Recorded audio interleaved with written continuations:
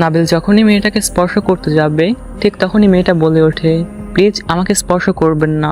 নাবিল অবাক হয়ে জিজ্ঞেস করে, কেন আমাকে স্পর্শ করতে দিচ্ছ না কেন?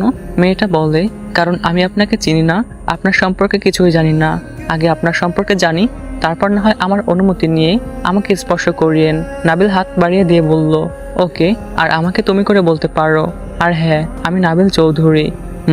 আমি আফরোজা আক্তার অর্পা, আমাকে অর্পা বলে ডাকতে পারেন। কথাটা শেষ করতেই অর্পা বিছানা থেকে নেমে দৌড়ে ওয়াশরুমে চলে যায় এবং গড়গড় করে বমি করে দেয়। নাবিল অবাক হয়ে পিছন থেকে অর্পার কাণ্ড দেখতেছিল আর মনে মনে ভাবতেছিল, এমন কি হলো, অর্পা এমন করে বমি করতেছে কেন? অর্পা ফ্রেশ হয়ে পেছনে তাকাতেই দেখে নাবিল তীক্ষ্ণ দৃষ্টিতে তার দিকে তাকিয়ে আছে।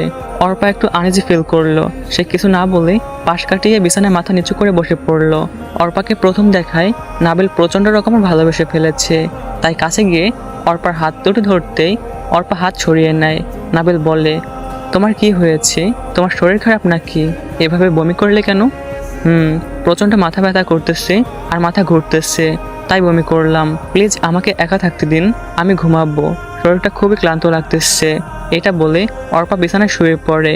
নাবিল আর কিছু না বলে সোফায় গিয়ে শুয়ে পড়ে। মাঝরাতে কারো কান্নার আওয়াজে নাবিলের ঘুম ভেঙে যায়। রুমের ডিম লাইটের আলোতে দেখে অর্পা বিছানায় শুয়ে আছে, কিন্তু কাছ থেকে নাবিল লক্ষ্য করে দেখে কান্নার আওয়াজটা ওয়াশরুম থেকে আসছে।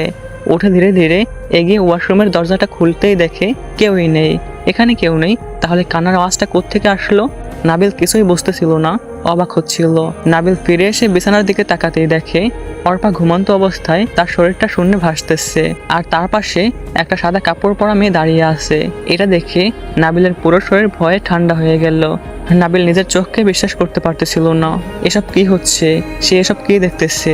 রুমের লাইটটা জ্বলতেই হঠাৎ করে অর্পার শরীরটা বিছানায় পড়ে যেতেই ওই মেয়েটা অদৃশ্য হয়ে যায় তার চোখের সামনে থেকে। তো গাইস, বুঝতেছো এর পরবর্তী পার্ট কতটা ইন্টারেস্টিং হতে যাচ্ছে? তো পরবর্তী পার্ট কেউ মিস করবো না। তো পরবর্তী পার্ট পাওয়ার জন্য চ্যানেলটাকে সাবস্ক্রাইব করে সুন্দর একটা কমেন্ট করো।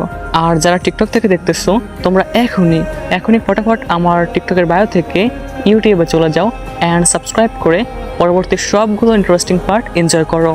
তো আল্লাহ হাফেজ।